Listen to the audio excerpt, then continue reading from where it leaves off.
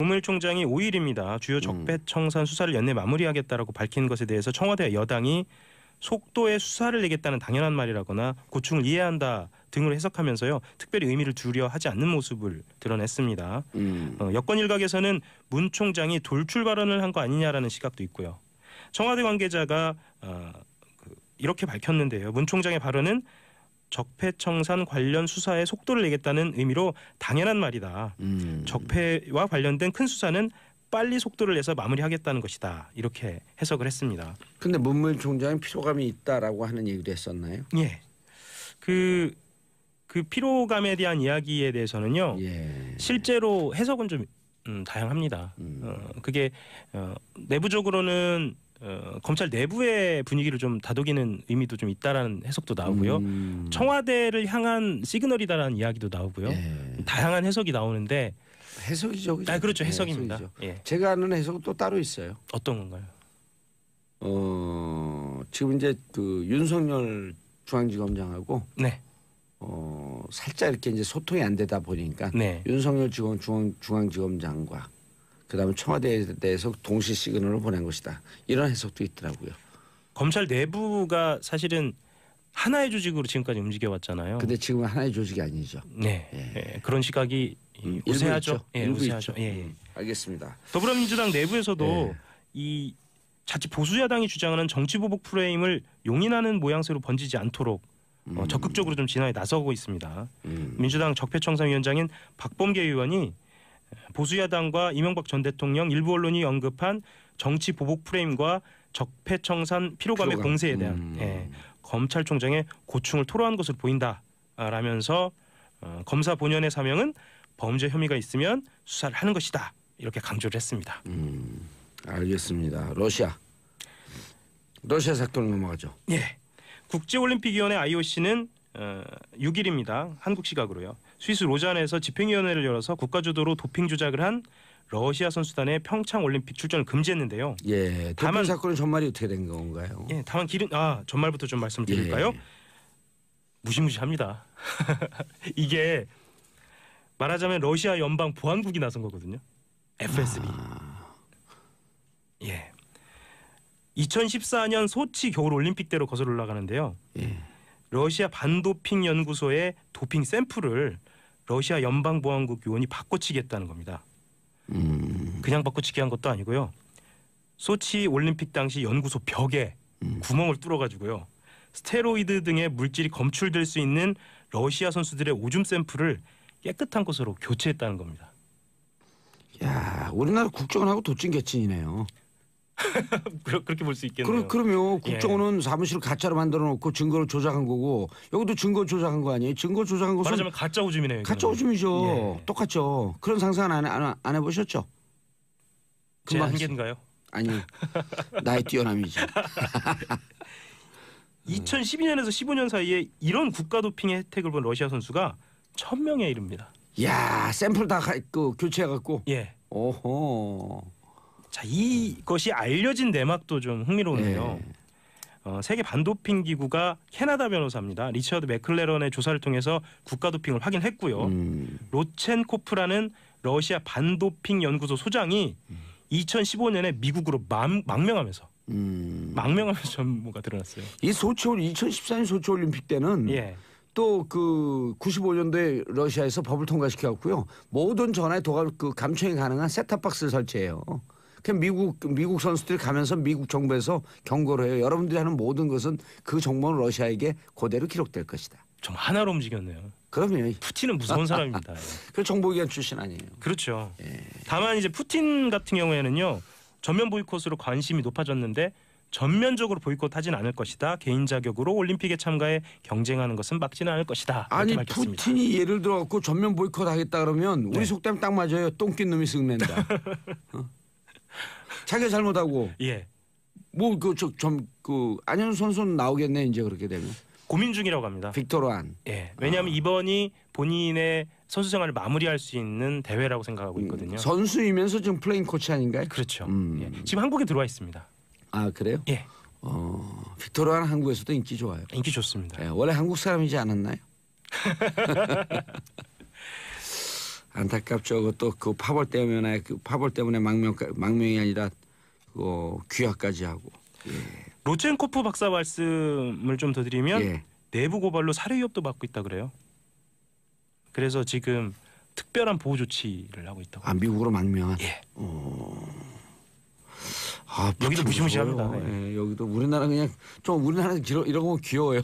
우리나라 국정원은 사무실 바꿔놓고 컴퓨터 바꿔놓고 전화기 바꿔놓고. 예.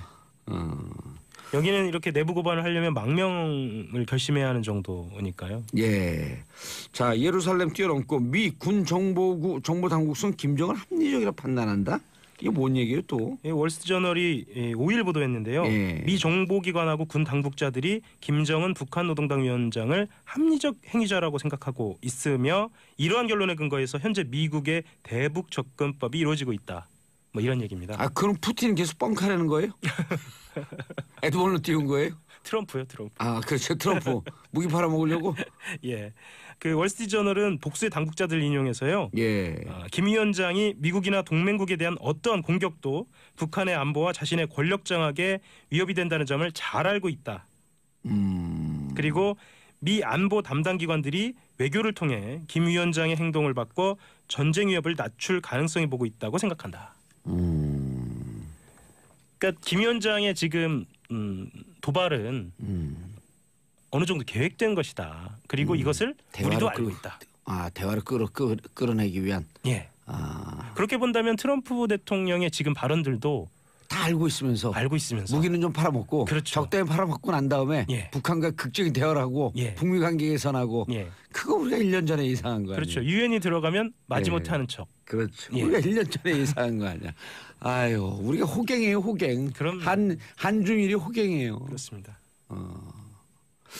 아, 트럼프 무서운 사람이에요? 무서운 사람입니다. 무서운 상사꾼. 예. 예. 다만 이런 이야기도 좀 하고 있습니다.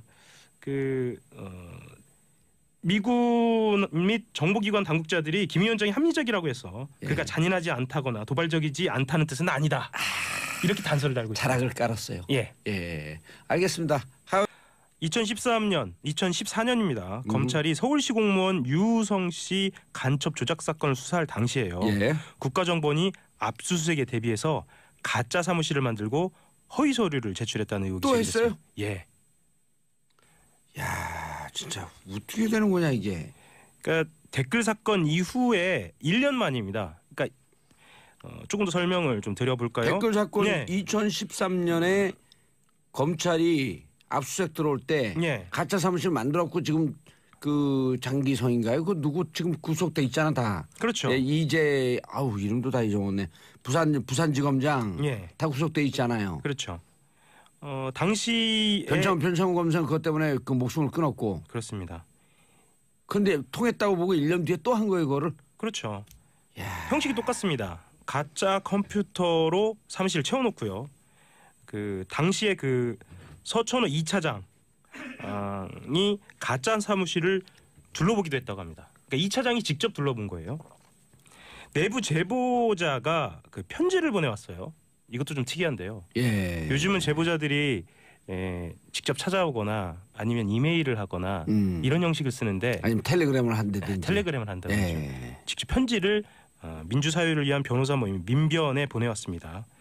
민변 쪽에서 밝힌 내용을 보면은요. 유우성 씨 사건 수사 때 예. 국정원이 압수수색에 대비해 가짜 사무실을 만들었다는 내용을 담은 편지가 접수됐다는 거고요. 왜냐하면 민변에서 유우성 간첩 조작 사건 때 직접 북경까지 그 중국까지 갔다 오면서 심양 예. 그러면서 그 출입경 기록 예. 조작된 거 다 밝혀내고 그랬잖아요. 실제로 수사기관이 해야 할 일을 민변에서 한 민변에서 겁니다. 했죠. 김영민 변호사. 예, 김영민 변호사가 그 했죠. 뚱뚱한 그 돼지 MC 말고요. 예, 동명이인입니다. 날씨한 유성 변호사. 예. 아니 유성 변호사가 아니라 김영민 변호사. 예. 편지에는 당시 국정원 관련자들의 실명과 실명이 있습니다. 야, 아니 이게 다 이제 나온 거예요 또? 이제 나온 겁니다. 그때 하 기자도 이거 많이 추적하지 않았나요? 예, 기사를 많이 썼죠. 예. 그러니까 돌이켜 보면은요 수사를 할 수 없었던 상황입니다. 어떻게 해야지 국정원이 이렇게까지 망가질 수 있나? 당시 상황을 보면 최아무개라는 대공수사국장과요, 이아무개라고 하는 대공수사처장 등이 모여서 수시로 현안 회의를 했고요. 이 회의에서는 검찰이 압수수색에 대한 세부 계획을 짰다고 합니다. 그리고 가짜 사무실 대응 전략을 총괄적으로 기획한 사람은 과장급인 김한욱계 씨였고요. 여기에서는 또 다른 의혹도 제기됐는데요. 간첩 조작 사건이 불거진 뒤에 국정원 대궁수사국 간부들이 소속 변호사에게 책임을 떠넘기려 했다는 의혹이 있습니다. 소속 변호사라고요? 국정원 소속 변호사? 예. 약간 기시감이 있죠. 예. 당시 사정을 잘 아는 국정원 직원이 직접 한겨레와의 통화에서 밝힌 내용인데요.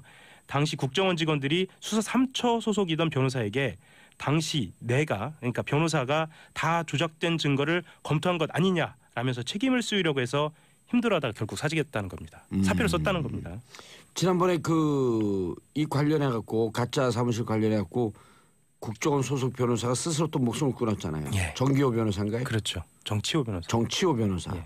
그리고 정치호 변호사 지금 가족과 변호인단은 의혹을 제기하고 있죠. 10가지 의혹을 제기했죠. 예. 자살한 거 아니다. 네. 그리고 해킹 프로그램 사건 때 목숨을 끊은 그분과 너무나 똑같다. 일명 마티즈 사건이라고도 하죠. 마티즈 사건이요. 예. 차 안에서 번개탄 나오고. 예. 이게 진짜 국정이 어디까지 망가져야지 이렇게. 이게 한겨레 보도인가요? 예, 한겨레 보도입니다.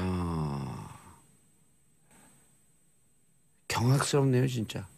그렇죠. 이거는 사법 체계를 넘어서는 뭐 탈법 위법의 어떤 현장을 그대로 고스란히 드러내는 겁니다. 예, 문물 검찰총장이 올해 안에 적폐 수사 끝나겠다고 하니까 이분이 이러면 이렇게 끝내면 안 되는데 그런 편지 보낸 건가요? 아주 작심해서 보냈다고 합니다. 그러니까 문무일 총장의 계기가 아니고요. 네. 사실은 여러 가지 최근에 계기가 있었는데 그 아까 말씀하신 그 장 변호사의 계기도 있었고요. 예. 이후에 국정원이 내부적으로 대응하는 방식이라든가 이런 것들도 다 지켜본 것 같습니다. 이 편지 내용에는 내부 제보자가 아니면 도저히 알 수 없는 그런 내용들이 담겨 있습니다. 지금 국정원 그 개혁특위에서 예. 우리가 몇 번 듣는 분들보다 많은 분들이 이거에 대한 경각심이 없는데 네. 개혁특위에서 자료를 가져와라. 그러면 그 서버에 접근할 수 있는 권한이 네. 국정원 직원이 두 명인가 세 명이 가서 네. 본인들이 직접 서버를 보고 서버에서 자료를 가져온다는 거거든요. 그렇죠. 이 과정을 개혁특위 위원들이 못 본다는 거예요. 그렇죠. 그래서 국정원 직원들이 장난질을 쳐도 지금 알 수가 없다. 그래서 오히려 개혁이 이렇게 했고 제대로 되겠냐라고 하는 볼멘 소리 하는 사람들이 많잖아요. 실제로 내부 이야기를 말씀을 좀 드리자면 가져오라고 할 때 예. A라는 자료를 가져와라라고 하면 이것과 연관된 A-라는 자료를 가지고 오지 않는 때가 많다는 거예요. 유관 자료를 다 가져와야지 종합적으로 볼 수 있는데. 그렇죠. 그리고 실제로 국정원에서 자료를 저장할 때나 다른 서버로 옮겨놓을 때는 정확하게 그게 어떤 자료다라고 하지 않고 내부적으로 쓰는 용어들로 문서가 작성되어 있는 경우가 많다는 거예요. 그래서 이번에 개혁위도 그것 때문에 좀 많이 힘들었다고 합니다. 그럼 지금 외부 개혁위가 대체로 그 내부 직원도 있고 예. 외부에서 들어가는 사람들이 또 한 50%가 되잖아요. 내부 직원이 있음에도 불구하고 보통 정보기관들은요 칸막이가 있거든요. 칸막이가 있죠. 그래서 어떤 사건 네. 하나에 대해서는 그 담당자들이 아니면 결정적인 것을 알지 못하는 경우가 많다는 겁니다. 이른바 그리드가 쳐 있다. 그렇죠. 예. 그래서 지금 말씀드린 것처럼 예. 그 서울시 간첩 조작 사건이라든가 2013년 댓글 사건 압수수색에서의 그 수사 방해가 이루어지면 알 수 없는 경우가 많다는 겁니다. 다만 이런 형식이 차장급 당시에 서천호 2차장인데요. 차장급에서 이루어졌다는 것으로 봤을 때는 어쨌거나 국정원에서 주도적으로 그리고 서천호 2차장이라면 1차장, 2차장, 3차장 있고 그 바로 위가 국정원장 아니에요. 그렇죠. 이때 국정원장 누구였었던 거예요? 2013년이니까요. 2014년이죠 이거는. 네, 2014년이니까요. 예. 이건 좀 찾아봐야겠는데. 예. 박근혜 정부 들어서니까. 그렇죠. 남재준 원장 있다가 이병호, 이병기인데. 예. 참 국정원이 남재준 원장으로 보이는데요. 남재준 원장으로 예, 보이네요. 예. 야, 끔찍한 사건이네 이게 진짜. 이러고 그 대공수사권 넘기겠다고 하니까 또 야당은 문제 제기하잖아요. 대공수사를 할지 보니까 10년 동안 간첩 잡은 게 18명인가 13명밖에 안 되더라고요. 그렇죠. 다 경찰에서 잡았고. 그리고 이런 얘기들을 내부적으로도 한다고 그래요. 내부적으로는 50 때나 박정희 정부 시절에도 이러지 않았던 일들을 하긴 했다. 뭐 이런 얘기도 한다고 하더라고요. 그러니까 그때는 이렇게까지는 없었거든요. 어떻게 수사 압수수색 들어갔는데 사무실을 조작을 해놔요. 그렇죠. 예. 남재준 원장이 2013년에서부터 2014년 5월이니까 요때 남재준 원장으로부터 넘어가는 그 시점이네요. 예. 넘어가는 시점. 네. 그다음에 이병기 원장이고요.